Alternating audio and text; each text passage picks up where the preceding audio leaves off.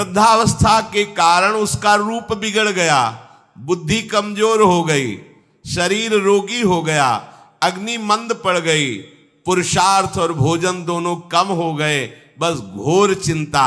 अब पता ही नहीं चल रहा, सोच निकल गई, पड़ा है उसी गंदगी में। जब वो रो रो के कहता है ऐसा, तो पीटते हैं घर वाले, हमने देखा भी, पीटते हैं, पड़े पड़े हकता है, भरपूर भोजन नहीं देते, हगेगा कौन, फेंकेगा इसका, कैसी दुर्गति होती है।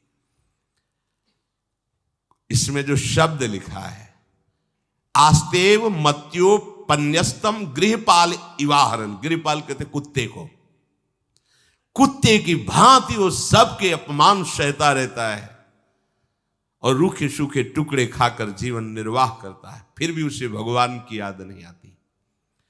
मृत्यु का समय जब निकट आता है तो वायु उत्क्रमण से इसकी पुतलियां चढ़ जाती हैं, श्वास प्रश्वास की नलिकाओं में वायु आना जाना रुक जाता है, कफ भर जाता है। अब इसे श्वास लेने में भयानक कष्ट होता है, कंठ में घुरघुराहट, पर उसका मोह उन्हीं अपने बच्चे, परिवार, घर, शब्द, ये सब छूट जाएगा। बड़ी दुर्गति है।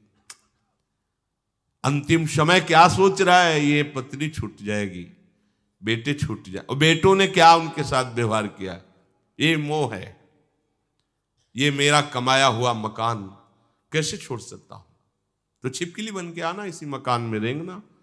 पक्का आपका अंतिम फाइनल आपका चिंतन होता है, आपका चिंतन वही बनेगा जो जीवन भर आपने किया, उसके परिणाम में बंधु बांधव आकर घेर लेते और मनाने लगते हैं कि अब जल्दी मर जाए, भगवान उठा लें इसे। मृत्यु पाश के वशीभूत महान कष्ट को भोगता हुआ अपने परिवार का चिंतन करता है। वो मूड ये भी नहीं सोच पा रहा कि अगर अंतिम समय कृष्ण बोल दूं, राधा बोल दूं तो काम बन जाए। कुटुंब का भरण पोषण और मोह में लगा हुआ यमराज के दूत आते हैं, मार मार के उसके प्राणों को खींचते हैं। वो तो मार वही जानता है जिस पे पड़ती है,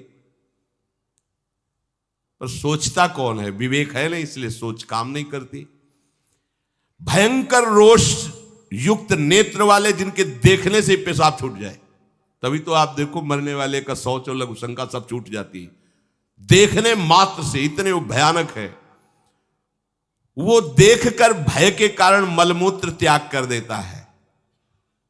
सा दृष्ट्वा त्रस्त हृदय स्रकन मूत्रम विमुंचति, इतना भयावह स्वरूप होता है उनकी घुड़क, और उनकी मार की टट्टी पेशाब सब छोड़ देता है।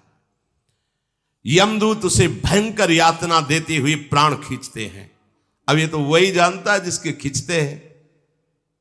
बाहर वाले सब घेरे बैठे हैं, कोई एक बार भी नाम नहीं बोला। अगर एक बार बोल देता राधा तो भाग जाते यमदूत और वो बच जाता। पर यह सौभाग्य तो जिसने जीवन में धर्म किया है, कहीं ना कहीं भगवद आश्रय लिया, उसको ये मिलता है। जैसे कोई घोर अपराधी को सिपाही बांधकर ले जाते हैं, उसी प्रकार रस्सी में बांधकर बलात् उसको यमलोक की लंबी यात्रा कराती है। रास्ते में पिटाई, घुड़कियां, उसे प्यास लगती, पानी नहीं दिया जाता, तपती हुई भूमि पर चलाया जाता है। कुत्ते नोचते हैं, व्याकुल हो उठता है। भूख प्यास उसे बेचैन कर दी, पर यहां किसी की भूख नहीं मिटाई तो तुम्हें रास्ते में भोजन नहीं मिलेगा। यहां कभी किसी को पानी नहीं पिलाया तो एक बूंद पानी नहीं मिलेगा तुम्हें। ये कर्म भूमि है। दावानल जैसी दहकती हुई भूमि पर उसे चलाया जाता है। तप्त बालुका में मार्ग में जब एक पग भी आगे बढ़ने की सामर्थ्य नहीं होती, मूर्छा जाती है, मार मार के उसे चेतना में लाते हैं यमदूत, फिर घसीटते हैं। महान दुख में अंधेरे मार्ग से अत्यंत क्रूर यमदूत उसे यमपुरी को ले जाते हैं।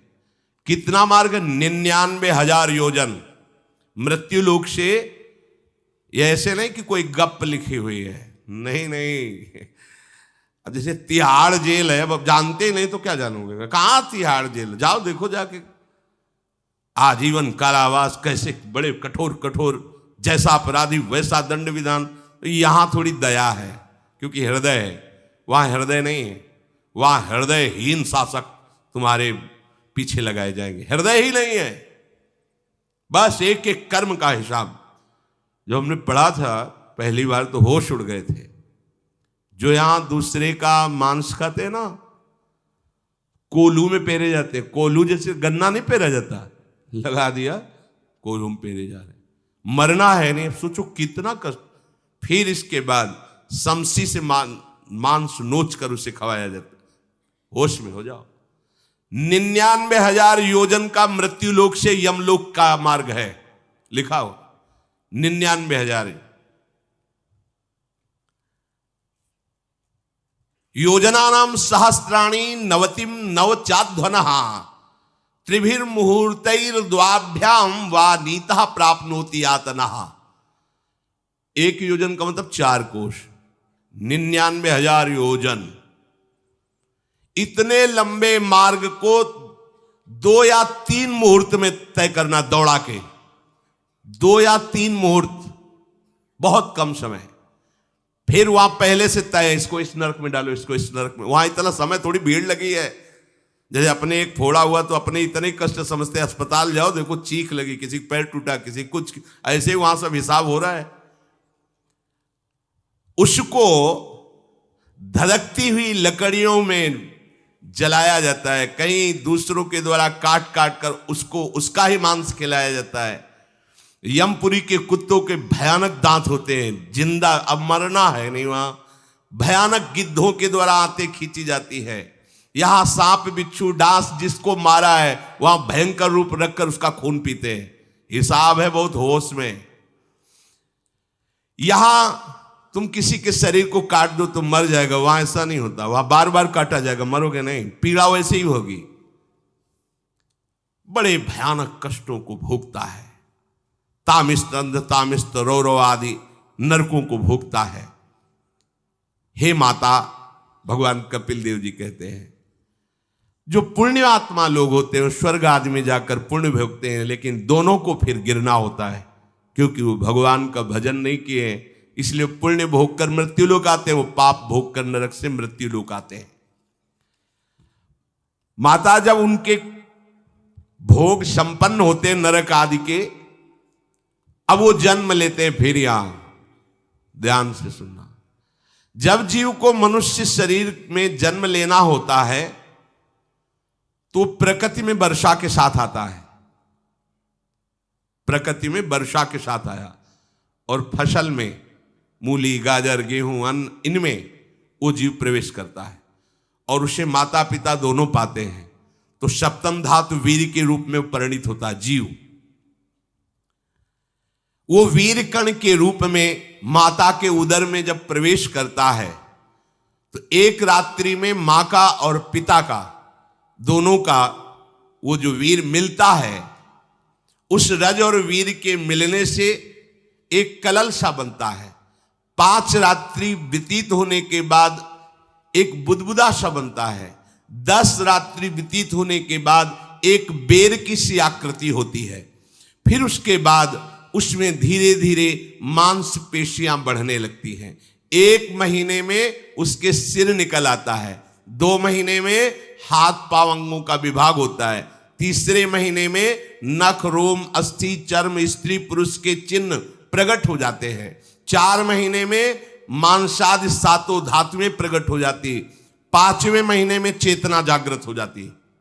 जैसे अपने चेतना, ऐसे 5वें महीने में गर्भस्थ शिशु की चेतना जागृत हो गई। जीव है पर चेतना 5 महीने बाद मां के गर्भ में जागृत। अब उसे भूख लगती है, प्यास लगती है, वहां की तापमयी जलन पीड़ा, छोटे छोटे कीड़ों के द्वारा काटना। 6ठे मास में झिल्ली से लपटा हुआ मां की दाहिनी कोख में कीड़े की तरह तड़पता है। उस समय माता को कड़वे और खट्टे पानी की लालसा होती है, जिससे उसके अंगों में जाकर भयंकर जलन होती है। यह है भोग। वो कृमि कीड़े की तरह तड़पता है। मलमूत्र के गड्ढे में बीच में झिल्ली में बंधा हुआ वो जीवात्मा सुकुमार तो होता है, वहां के कीड़े उसे नोचते हैं छोटे छोटे, वो तड़पता है। माता प्रसन्न होती कि जब बच्चा हिलता है, बोले है उसकी दुर्गति हो रही, वहां भयंकर कष्ट पा रहा है। ऐसा क्लेश होता है कि क्षण क्षण में बेहोश होता रहता है। माता के खाए हुए कड़वे, तीखे, गरम, नमकीन, रूखे, खट्टे, यही पदार्थ पाने की इच्छा होती है माता, क्योंकि उसको भोग भोगना है। उसके कोमल शरीर में भयानक पीड़ा होती है जब माता ऐसे पदार्थ खाती है।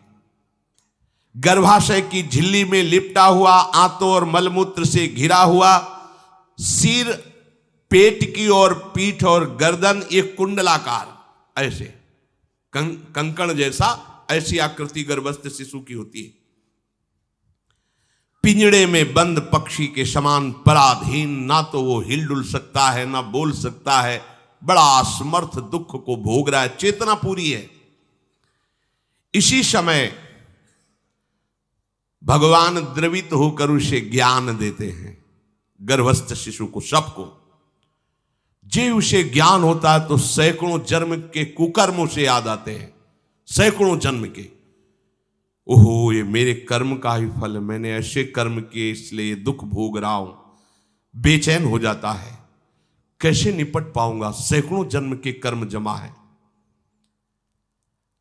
अब महान अशांति उसके हृदय में, उस शरीर में भयंकर पीड़ा। कुंडलाकार शरीर है, हिल भी नहीं सकता है, बस कीड़े काटते, बड़ी तड़पन, बड़ी जलन, भूख प्यास की जलन। अब एक और भयानक जलन हुई, उसे स्मरण हो जाता है कई जन्मों के, सैकड़ों जन्मों के पाप कर्मों का। 7वां महीना आरंभ हुआ कि ज्ञान का उन्मेष हो गया। अब प्रसूति वायु उसे चला रही है, तड़पता है वो। सप्त धातु में स्थूल शरीर से बंधा हुआ वो जीव भयभीत होकर के पुकारता है, अगर कोई भगवान है तो एक बार मुझे यहां से निकाल दे। वो विनय करता है भगवान से, कोई अगर भगवान है जिसने मुझे इस बंधन में डाला है, एक बार निकाल दे, यहां से जाके केवल भजन करूंगा। जीव कहता, जंतुरुवाच तस्योपशन्नमवितुम जगदिच्छयात् नाना तनोर्भुवि चलच्चरणारविंदम सोहम ब्रजामि शरणम रकुतो भयम में येने दृशी गतिरदर्श सतोनुरूपा। हे प्रभु, मैं बड़ा अधम हूं। ये ज्ञान भगवान की तरफ से गर्भस्थ शिशु को होता है। देखो, स्वयं वो इतना कष्ट पा रहा है, फिर जब आप गर्भ हत्या करते हैं तो आपका पाप कितना बड़ा होगा, सोचो। सब माताओं से विनय है, संयम से रहो, सावधान रहो। ये हत्या ऐसी नहीं कि तुम्हारे दान पुण्य से क्षमा हो जाएगी। ये जो भ्रूण हत्या है, गर्भ हत्या है, बहुत बड़ा पाप है। आप लोग अज्ञान के कारण इसको ध्यान नहीं देते, इसे खिलवाड़ समझते हो। कितना ज्ञान है। बेटी ही मां है, बेटी ही बहन है, बेटी ही पत्नी बनती है, बेटी ही किसी के जीवन को धारण करने वाली बनती है। और आपने गर्भ में देख लिया बेटी है, तुम स्वयं मां होकर उसका साथ दे रहे हो, उसका नष्ट करने के लिए। हमारी तो बात ही समझ में नहीं आती, क्या बुद्धि भ्रष्ट हो गई। अगर पुरुष का इतना महत्व है तो बेटियां ना हो तो तुम्हारी कौन सी गति होगी, सोचो जरा। जीना मुश्किल हो जाएगा तुम्हारा। तुम पुरुष किस काम के रह जाओगे। तुम्हारा अर्धांग काट दिया जाए तो तुम कैसे होगे। ये स्त्री स्वरूप अर्धांग है। जिस घर में मां बहन नहीं है, स्त्री स्वरूप नहीं, श्मशान जैसा वो होता है। ध्यान दीजिए, ये बहुत बड़ी गलती है जो अपनी बेटियों की हत्या करते हैं। और ये वो पाप है जो अक्षम्य अपराध है। स्त्री हत्या करना शास्त्रों में बहुत बड़ा पाप कहा गया है। फिर वो तो बच्चा है, बिल्कुल नहीं। जिनसे हो गया है, श्रीमद् भागवत का सप्ताह मूल संस्कृत से सुनो और भगवान से प्रायश्चित प्रार्थना करो कि हे नाथ, भूल से गलती हो गई, दूसरा कोई उपाय नहीं, ध्यान से समझ लीजिए। तुम्हारे भ्रूण हत्या, गर्भ हत्या के पाप को नष्ट करने में एकमात्र श्रीमद् भागवत समर्थ है, दूसरा कोई नहीं। कोई दान पुण्य तीर्थ स्नान तुम्हें क्षमा नहीं कर पाएगा। यह ऐसा महापाप है। अगर हृदय में जलन करके और मूल संस्कृत के द्वारा पूरी 7 दिन में भागवत श्रवण की जाए नियम से, तो भागवत समर्थ है, इस हत्या के पाप से भी आपको मुक्त कर देगी। जिनके ऐसे हत्या हो गई हो करवा लो, नहीं तो बुद्धि आगे भ्रष्ट करके तुम्हें हरि गुरु से विमुख कर देगा। ये पाप ऐसा नहीं कि तुम्हें 2-4 माला घुमाने से क्षमा हो जाएगा। ये महत अपराध है। सबकी समझ में नहीं आता, समझ जाओ, नहीं तो आप जहां भी हो वहीं से भ्रष्ट कर देगा। यह अपराध नष्ट नहीं होगा, श्रीमद् भागवत की कृपा से नष्ट हो जाएगा। यह हमें बहुत विश्वास है। श्रीमद् भागवत सप्ताह की यह है ही महामहिम। प्रेत योनि को प्राप्त धुंधकारी को सीधे भगवत पार्षद स्वरूप देकर परम पद में आरूढ़ कर दिया। केवल 7 दिन की मूल संस्कृत एक भी श्लोक नहीं छूटना चाहिए। अगर सप्ताहिकी का पारायण हो तो इस भ्रूण हत्या, गर्भ हत्या से भी निवृत्ति मिल जाए। अब वो जीव भगवान को पुकारता है, मैं बड़ा नीच अधम हूं। आहा, भगवान आपने जो मुझे गति दिखाई है तो मेरे कर्म के अनुसार ही है, आपका इसमें कोई दोष नहीं। हम लोग जब कष्ट भोगते तो भगवान से कहते हैं हमने तुम्हारा क्या बिगाड़ा। भगवान ने नहीं बिगाड़ा, तू खुद देख क्या बिगाड़ लिया अपना। करो पापाचरण। अब देखो, हमने तो जीवन में कोई पाप नहीं किया और कितने गर्भ हत्या की है, कितनी खिलवाड़ समझे हो। ये बिल्कुल भयावह चीज है, आप लोगों को नहीं। हम बार बार इसीलिए कह रहे कि भयावह वस्तु है, तुम्हें बहुत ऊंचाई से घसीट के भ्रष्ट कर देगी। बहुत होश में हो, भूल के कभी ऐसा न करना जहां तक हमारी आवाज पहुंचे, जहां तक सुनाई दे। गर्भ हत्या मत करना, संयम से रहो। इस तरह का व्यवहार मत करो कि तुम्हारा मनुष्य जन्म ही व्यर्थ चला जाए। इसमें तीनों को बराबर दंड मिलेगा। गर्भ हत्या कराने वाला, गर्भ हत्या की प्रेरणा देने वाला और गर्भ हत्या में सहयोग देने वाला, जो औषधि डॉक्टर या जो भी, तीनों को दुर्गति होगी। माता, पिता, प्रेरक और कर्ता। ऐसा नहीं कि आप डॉक्टर हो तो आपको गर्भ हत्या करने का अधिकार नहीं। आप डॉक्टर हो दूसरे के शरीर को स्वस्थ करके निरोग करने के लिए, हत्या करने के लिए नहीं। कोई भी हमारा संविधान ऐसा आदेश नहीं करता कि आप गर्भ हत्या कर दो। ना भागवतिक और ना भारतीय संविधान ऐसा संविधान आदेश नहीं करता। अब वो जीव कह रहा है कि प्रभु मेरे योग्य ही है, आपने जो मुझे दंड दिया है। मैंने सुना है कि आपकी शरण में जो आता है आप उसकी रक्षा कर लेते हैं। आपकी जो शरण में हो जाता है वो इस भूमि पर, भारत भूमि पर, विश्व पर निर्भय विचरण करता है। कोई उसे भय नहीं प्रदान कर सकता। प्रभु, मैं इस माता के उदर में माया का रहस्य न जानने के कारण ऐसे कर्म किए कि मैं आ गया हूं। बहुत दुख पा रहा हूं। हे निर्विकार अखंड बोध स्वरूप परमात्मा, मैं बार बार नमस्कार करता हूं। प्रभु, मेरे ऊपर कृपा कर दो। एक बार इस गर्भ से निकाल दो। मैं यहां से बाहर जाकर आपका निरंतर भजन करूंगा। ये वादा करके आए हम प्रभु से सब। प्रभु ने करुणा करके हमें चांस दिया है मनुष्य शरीर। प्रभु, मैं बहुत जन्मों से इस समय स्मृति आ रही, देख रहा हूं कर्मों में भटकता रहा आपसे विमुख होकर के। ये जो मुझे अभी ज्ञान हो रहा है केवल आपकी कृपा से तत्कालिक है। तत्कालिक, एक तत्कालिक वैराग्य होता है। जैसे कथा सुनियो, मन में आया कि अब तो भजन ही करना है। ये तत्कालिक है, स्थायी नहीं है। इसे स्थायी बनाओ। प्रभु, आप अंतर्यामी हो, आप सब कुछ जान रहे हो। तीनों तापों की शांति के लिए भक्तजन आपका भजन करते हैं। मैं देहधारी होकर जीव माता के उदर में मलमूत्र से रुधिर की झिल्ली में फंसा हुआ माता की जठराग्नि के ताप से जल रहा हूं। प्रभु, एक एक क्षण में यहां विकल होकर केवल इंतजार कर रहा हूं कि किस समय मुझे यहां से निकाला जाएगा। दीन बंधु, यहां से कब मैं निकलूंगा। स्वामिन, आप बड़े दयालु हो, आप जैसे उदार प्रभु ने मुझ गर्भस्थ शिशु को ये ज्ञान दिया। हे दीनबंधु, आप अपनी कृपा से प्रसन्न हो जाइए। प्रभु एक बार निकाल दीजिए, मैं ऐसा भजन करूंगा कि दोबारा संसार के दुख में नहीं आऊंगा। कपिल भगवान कहते हैं, हे माता, वो गर्भस्थ बालक शिशु भगवान से प्रार्थना करता है, भगवान का आदेश होता है, तत्काल प्रसव वायु धक्का मारती है।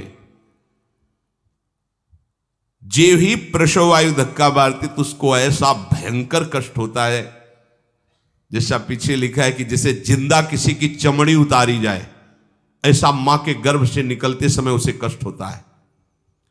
वो अत्यंत कष्ट से व्याकुल होता है। उसी समय उसका वो ज्ञान नष्ट हो जाता है जो भगवान ने दिया था। उस समय उसकी श्वास की गति रुक जाती, जैसे किसी का गला दबा दिया जाए तो कैसा लगेगा। ऐसे ही पूरी की पूरी भागवती की स्मृति नष्ट हो गई। होश आया तब देखा कि वो बाहर पड़ा हुआ है, माता के उस मलमूत्र में सना हुआ बिष्ठे की कीड़े की तरह। गर्भवास में जो दिव्य ज्ञान प्रकट हुआ था भगवान की कृपा से, वो सब नष्ट हो गया। भूमि परत भा ढाबर पानी, तिम जीवे माया लपटानी। चेतन आई तो रोने लगा। वो ज्ञान कहां गया? वो ज्ञानदाता कहां गया? वो कहता कहां कहां? बोले थाली बजाओ, बच्चा हुआ है। और वो तो रो रहा है कि कहां, वो ज्ञान कहां गया जिसके बल से मैं कह रहा था कि बाहर निकाल दो, मैं आपका भजन करूंगा। सब खत्म ज्ञान।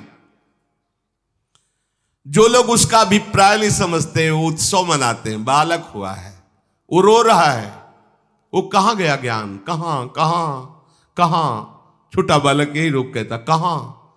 अभी जो ज्ञान उत्पन्न हुआ था, जो अभी भगवान का बोध हुआ था, वो कहां गया? कहां गया? घर परिवार के लोग उसका पालन पोषण करते रहते हैं, उसमें कोई निषेध करने की शक्ति नहीं हो रही। मच्छर काट रहा है, दुख हो रहा है, हटा नहीं सकता बालक। उस जीव को शिशु अवस्था में जब कपड़ों पे लिपेट कर ऐसे लिटाया जाता है तो इतना कोमल त्वचा होती कि कपड़े भी उसको, जैसे खुजलाहट है, पीड़ा है या जलन है, बिल्कुल कोमल त्वचा होती, कुछ नहीं कर सकता हो, बस रो सकता है। ना खुजलाने की, ना करवट बदलने की, ना उठने की कोई सामर्थ्य नहीं। बड़ा कष्ट पाता है बाल्यावस्था में, क्योंकि त्वचा बड़ी कोमल होती, दास मच्छर आदि जीव उसको काटते हैं। गर्भावस्था का कोई ज्ञान नहीं रहा, सिर्फ रोना ही रोना रह रहा। इस प्रकार उसकी बाल्यावस्था कटी, कौमार अवस्था आई, पौगंड अवस्था, इनमें वो खिलवाड़ में फंस गया। जैसे जैसे बड़ा होता जाता, चेतना, गुनगुना, ये कार, ये प्लास्टिक के ऐसे, उनमें मगन है। देखो ना छोटे बच्चों को, अज्ञानवश इसकी ये अवस्था कट गई। बड़े भाग्यशाली ऐसे भी बच्चे हैं जो तुतला के बोलते, उनकी मैया कहती राधा बोलो, राधा। देखो ये सौभाग्य, प्रणाम है उन माताओं को जो अपने बच्चों को भगवान नाम बुलाती हैं कि आप बोलो, श्री हरिवंश बोलो, राधे राधे बोलो। धीरे धीरे उसकी युवावस्था पहुंची। इस समय उसके अंदर एक भूत सवार होता है। जवानी का भूत है, ये सबके सवार होता है। अगर मंत्र चल रहा है तो भूत नहीं चढ़ेगा, नाम चल रहा है तो भूत नहीं चढ़ेगा, नहीं तो भूत चढ़ जाता है। ये कुछ भी करवा सकता है भूत, भूत ही तो है ना। वैसे ही पंचभूत लिपट गए, ये ऊपर से जवानी का और भूत सवार हुआ तो जौवन ज्वर के ही नहीं बलकावा। जवानी में कोई भी ऐसा अपराध नहीं जो हो ना जाए। बड़ा भयानक इसमें स्वरूप होता है। इसमें केवल भोग, केवल भोग, एक ही दृष्टि रहती है, भोग भोगना। अज्ञानवश जब भोगों की प्राप्ति में बाधा पड़ती तो भयंकर वो क्रोध करता है, शोकाकुल होकर हिंसा कर बैठता है। जैसी घटनाएं सुनने को मिलती हैं, राक्षसी घटनाएं, ये भूत है जवानी का। जहां कामना में बाधा पहुंची, क्रोध, क्रोध में वो समझ नहीं पाता कि मेरे जैसा ही प्रिय शरीर उसका है जो मैं वर्ताव कर रहा हूं। जैसे जैसे देह बढ़ता जाता है, पुष्ट होता जाता है, वैसे वैसे भोग वासना और अभिमान बढ़ता जाता है। वो काम परवश होकर अपना नाश करना शुरू कर देता है। यौवन, वो फिर खोटी बुद्धि वाला वैसे ही पाप करने लगता है जिन पापों के कारण उसकी दुर्गति हुई थी, नरक आदि की, और मां के गर्भ में आया था।